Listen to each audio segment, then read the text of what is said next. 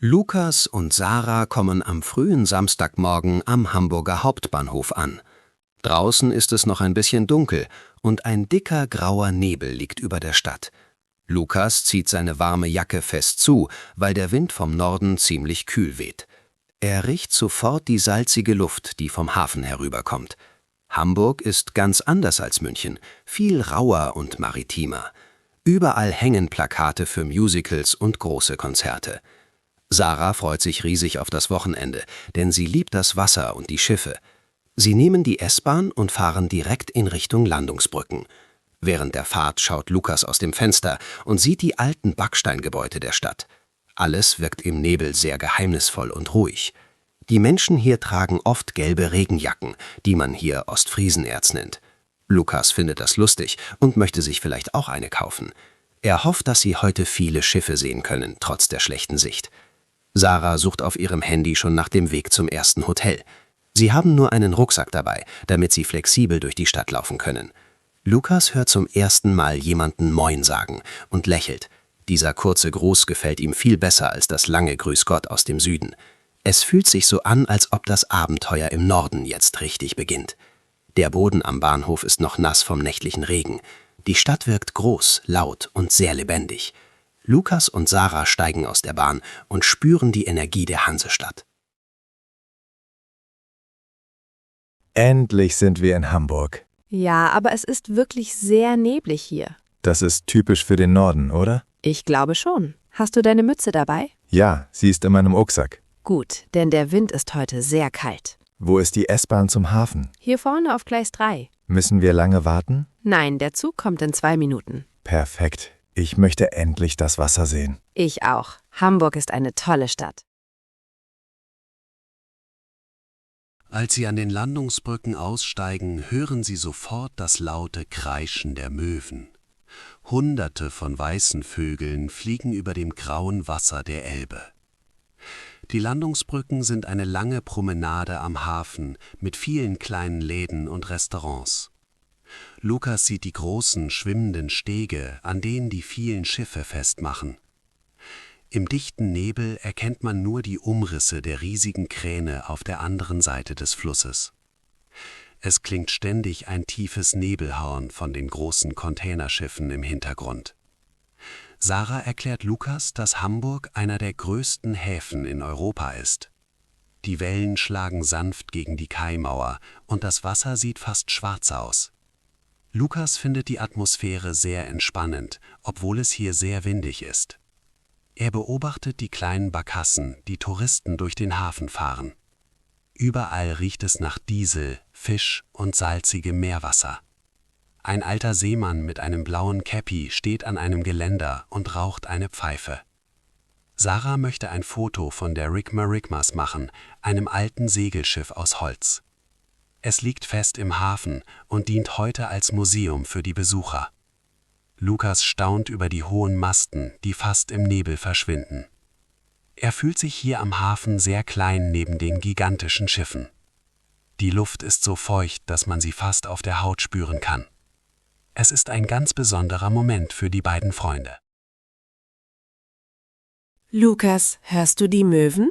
Ja, sie sind wirklich sehr laut und hungrig. Schau mal dort, das große Schiff im Nebel. Wahnsinn, das ist ein riesiger Containerfrachter. Wie heißt das Segelschiff da drüben? Das ist die Rigma-Rigmas, ein Museumsschiff. Können wir da drauf gehen? Ja, das können wir später machen. Hier riecht es so stark nach Fisch. Das ist der typische Geruch vom Hamburger Hafen.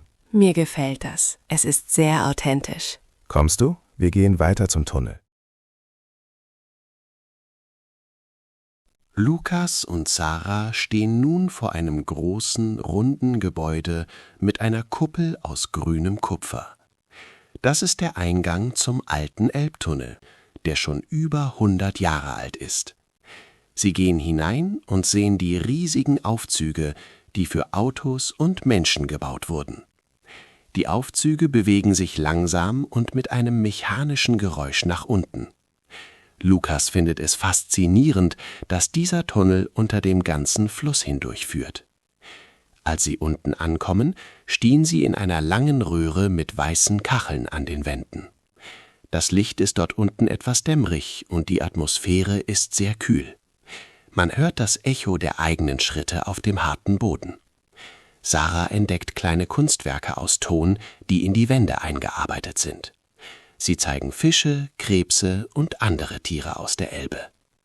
Es ist hier unten ganz still, man hört nichts mehr von den Möwen oder dem Hafenlärm. Lukas läuft neugierig durch den Tunnel und schaut sich die Architektur genau an.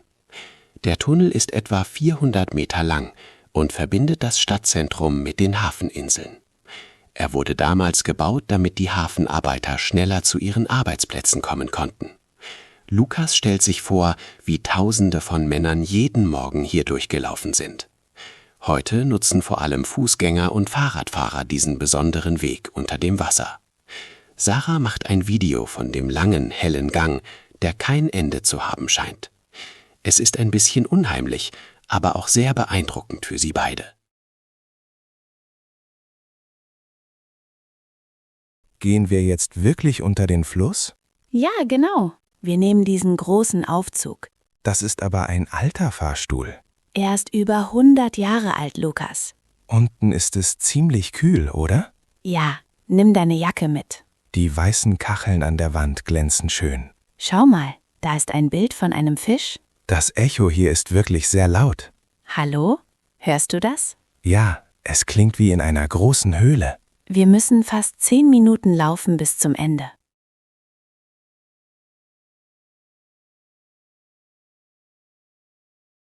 Während sie durch den Tunnel laufen, erklärt Sarah, dass sich über ihnen jetzt Millionen Liter Wasser befinden.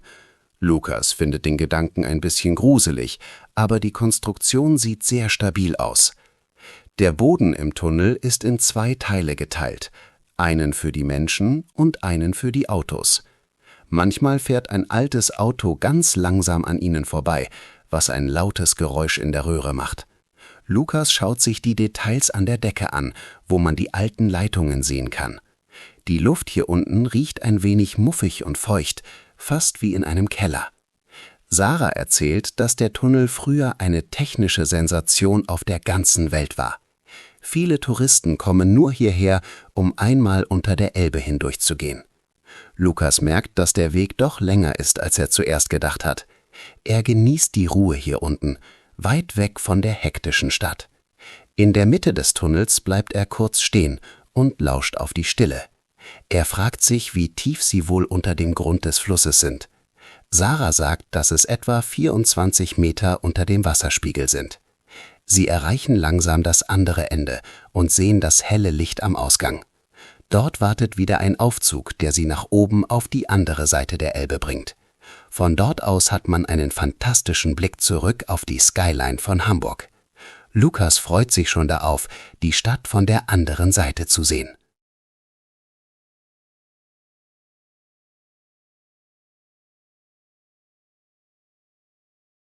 Wir sind jetzt genau in der Mitte vom Tunnel. Über uns fahren gerade große Schiffe, richtig? Ja, genau über unseren Köpfen ist das Wasser. Das ist ein komisches Gefühl. Keine Sorge, der Tunnel hält seit 1911. Warum sind die Kacheln an der Wand weiß? Damit es hier unten heller aussieht. Dort kommt ein Fahrradfahrer von hinten. Geh bitte zur Seite, Lukas. Wie weit ist es noch bis zum Ausgang? Nur noch 100 Meter. Wir sind gleich da. Gut, ich möchte wieder frische Luft atmen.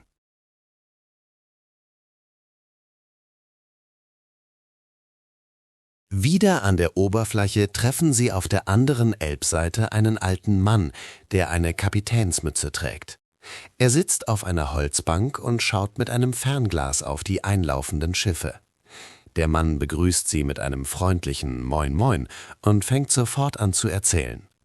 Lukas lernt, dass man in Hamburg zu jeder Tageszeit Moin sagt, egal ob es Morgen oder Abend ist.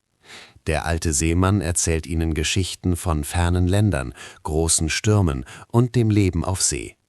Er nennt das Seemannsgarn, was bedeutet, dass manche Geschichten vielleicht ein bisschen übertrieben sind.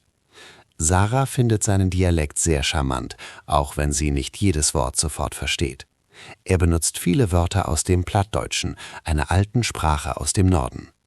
Lukas erfährt, dass ein Leichtmatrose ein Anfänger auf einem Schiff ist. Der Mann lacht viel und zeigt auf ein riesiges gelbes Schiff am Horizont. Er sagt, das Schiff sei ein Pott, was im Hamburger Slang einfach ein großes Schiff bedeutet. Lukas führt sich wie in einem echten Film über das Meer und die Seefahrt. Der Nebel beginnt sich langsam aufzulösen und man sieht nun die blauen Kräne im Hafen deutlicher. Der Seemann gibt ihnen noch einen Tipp für den Abend. Sie sollen unbedingt auf die Reeperbahn gehen. Er verabschiedet sich mit einem kräftigen Handschlag und wünscht ihnen allzeit gute Fahrt. Lukas und Sarah bedanken sich und laufen zurück zur Fähre. Sie sind begeistert von der Offenheit der Menschen hier im Norden.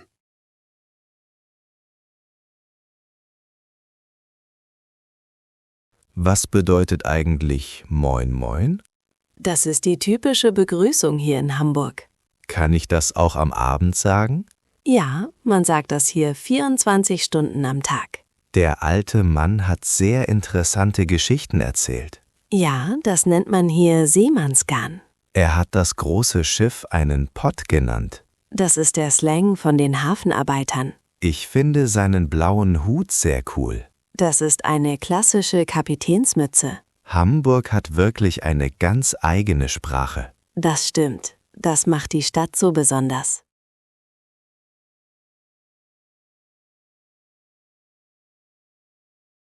Am nächsten Morgen müssen Lukas und Sarah sehr früh aufstehen, denn der Fischmarkt öffnet schon um 5 Uhr.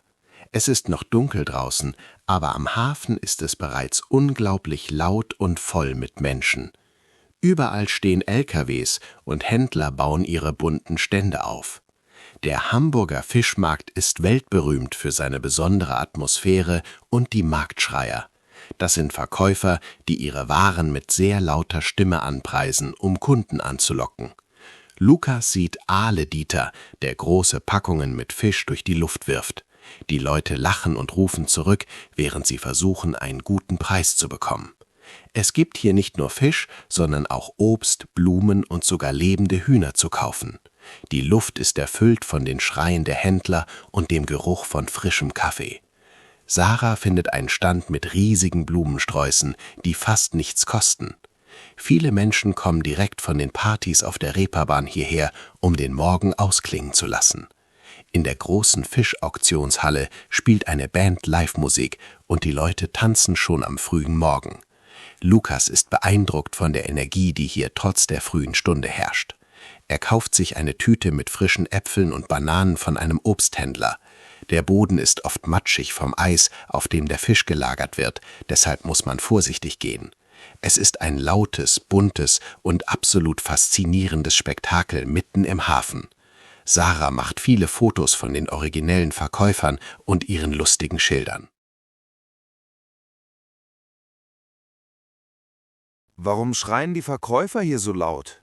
Das sind die Marktschreier. Sie wollen ihre Ware verkaufen. Schau mal, er wirft den Fisch direkt in die Menge. Ja, das ist hier eine alte Tradition auf dem Markt. Es ist erst 6 Uhr morgens und hier ist es so voll. Der Fischmarkt ist die größte Attraktion am Sonntagmorgen. Möchtest du auch einen Korb mit Obst kaufen? Nein, wir haben keinen Platz im Rucksack. Aber die Blumen dort drüben sind wirklich schön. Ja, aber wir müssen sie den ganzen Tag tragen. Hier gibt es sogar Musik in der großen Halle. Lass uns kurz reingehen und uns aufwärmen.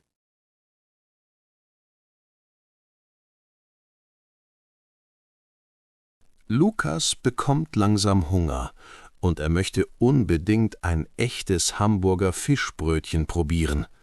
Das gehört zu einem Besuch in Hamburg einfach dazu, genau wie das Brandenburger Tor zu Berlin. Sie gehen zu einem kleinen Stand direkt am Wasser, wo ein dicker Mann mit einer weißen Schürze arbeitet.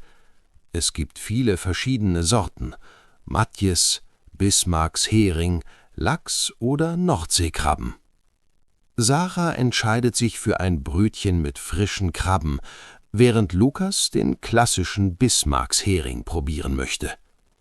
Der Hering ist sauer eingelegt und wird mit Zwiebeln und einer sauren Gurke serviert. Lukas beobachtet, wie der Mann das frische Brot aufschneidet und den Fisch großzügig darauf verteilt. Man bekommt das Fischbrötchen einfach in eine Serviette eingewickelt und isst es direkt auf der Straße. Lukas nimmt einen großen Bissen und findet den Geschmack einfach fantastisch und sehr frisch. Die Kombination aus dem salzigen Fisch und den scharfen Zwiebeln ist perfekt für dieses Wetter. Sarah sagt, dass die Krabben hier direkt aus der Nordsee kommen und deshalb so gut schmecken. Sie setzen sich auf eine Mauer am Hafen und schauen den Schiffen zu, während sie essen.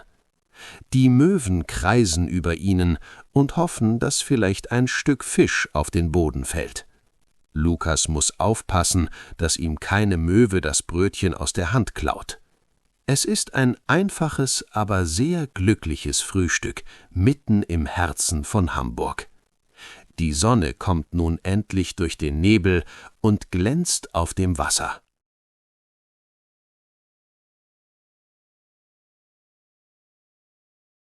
Hallo, ich möchte bitte ein Fischbrötchen kaufen. Gerne. Welche Sorte möchtest du haben? Was ist der Klassiker hier in Hamburg? Das ist der Bismarck-Hering mit Zwiebeln. Gut, dann nehme ich einmal den Hering bitte. Und ich hätte gerne ein Brötchen mit Krabben. Möchten Sie auch eine Gurke dazu? Ja, bitte. Das schmeckt bestimmt gut. Wie viel kostet das zusammen?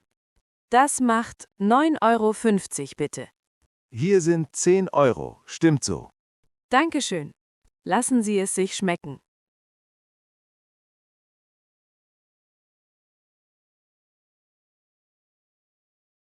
Nach dem Frühstück laufen Lukas und Sarah weiter in die Speicherstadt, den größten historischen Lagerhauskomplex der Welt. Die Gebäude hier sind alle aus rotem Backstein gebaut und haben wunderschöne, spitze Dächer. Zwischen den Häusern verlaufen schmale Kanäle, die man in Hamburg Flete nennt.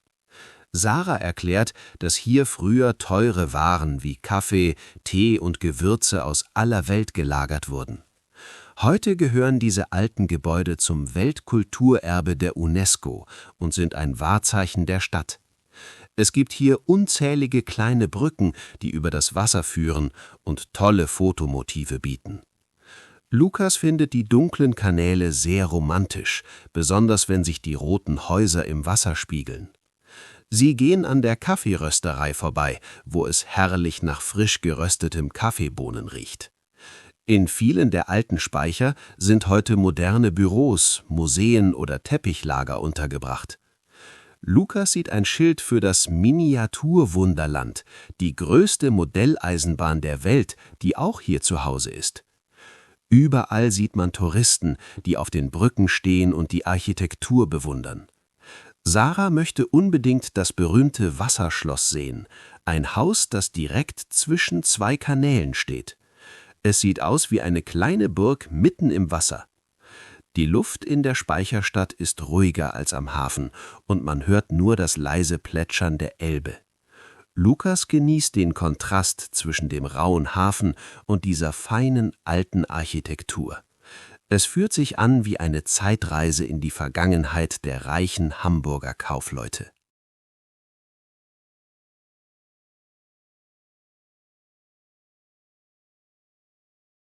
Schau dir diese schönen Häuser aus rotem Backstein an. Das ist die berühmte Speicherstadt, oder? Ja, sie ist über 100 Jahre alt und sehr berühmt. Was sind das für kleine Flüsse zwischen den Häusern? Das sind keine Flüsse. Man nennt sie hier Flete. Können wir dort mit einem kleinen Boot durchfahren? Ja, bei Flut fahren hier die Barkassen hindurch. Hier riecht es überall nach frischem Kaffee. Da vorne ist die Rösterei. Wollen wir kurz reingehen? Gerne, ich brauche sowieso eine Pause für meine Füße. Hamburg hat so viele verschiedene Gesichter. Das stimmt, hier ist es viel schöner, als ich dachte.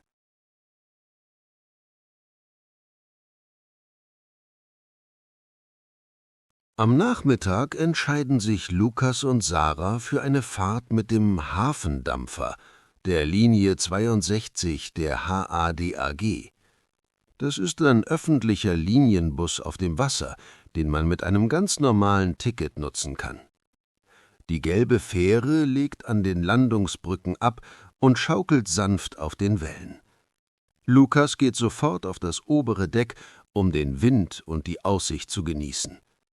Die Fähre fährt vorbei an den riesigen Docks von Blom und Voss, wo man große Schiffe bei der Reparatur sehen kann. Lukas staunt über die gewaltigen Dimensionen der Trockendocks und die vielen Arbeiter in blauen Overalls. Man hat von der Fähre aus einen perfekten Blick auf die Elbphilharmonie, das neue und moderne Konzerthaus der Stadt. Das Dach des Gebäudes sieht aus wie weiße Wellen aus Glas und Stahl.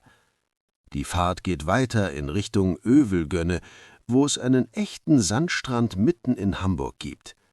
Sarah findet es toll, dass man in dieser Großstadt einfach mit dem Schiff zum Strand fahren kann. Der Kapitän steuert die Fähre sicher durch den regen Schiffsverkehr auf der Elbe. Lukas sieht ein gigantisches Containerschiff, das gerade den Hafen verlässt und in Richtung Nordsee fährt. Es ist so nah, dass man fast die Namen auf den Containern lesen kann. Das Wasser spritzt manchmal hoch bis auf das Deck und Lukas bekommt ein paar Tropfen ins Gesicht. Es ist eine wunderbare Art, den Hafen ohne viel Geld zu erkunden. Er fühlt sich jetzt wie ein echter Hamburger auf seinem täglichen Weg zur Arbeit.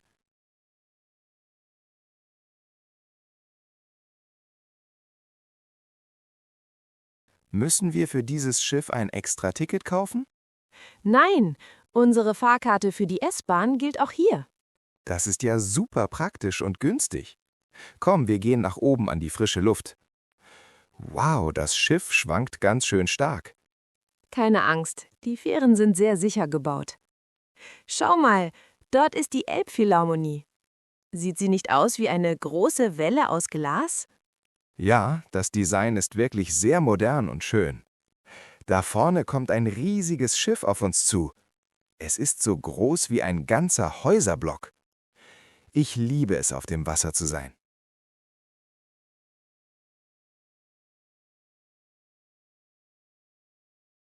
Der Tag neigt sich dem Ende zu und die Sonne versinkt langsam hinter den großen Kränen im Westen.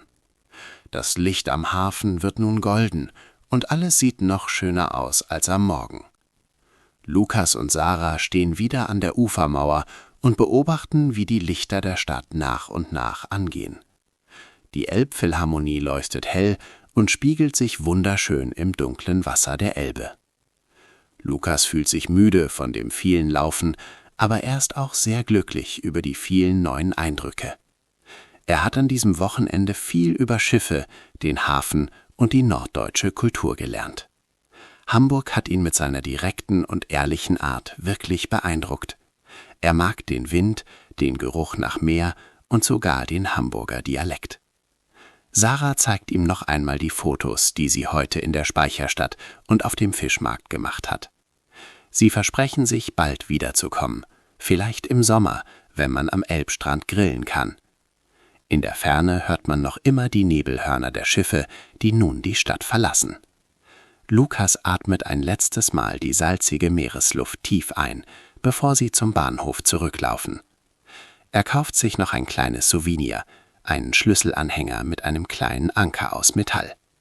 Das Wochenende im Norden war ein voller Erfolg und der perfekte Kontrast zum Leben in Süddeutschland.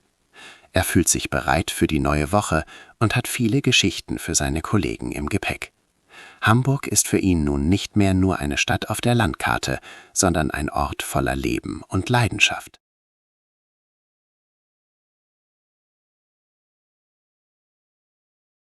Unser Wochenende ist leider schon fast zu Ende. Ja, die Zeit in Hamburg ist so schnell vergangen. Was hat ihr am besten gefallen, Sarah? Ich fand die Fahrt mit der Fähre bei Sonnenuntergang toll. Für mich war der Fischmarkt am Morgen das Highlight. Wir müssen unbedingt im Sommer wiederkommen. Ja, dann können wir den ganzen Tag am Strand liegen. Hast du alles eingepackt? Wir müssen zum Zug. Ja, mein Rucksack ist voll mit neuen Erinnerungen. Und du hast jetzt sogar einen Anker als Souvenir. Genau, ein kleines Stück Hamburg für zu Hause. Komm schnell. Unser Zug fährt in 10 Minuten, Marc.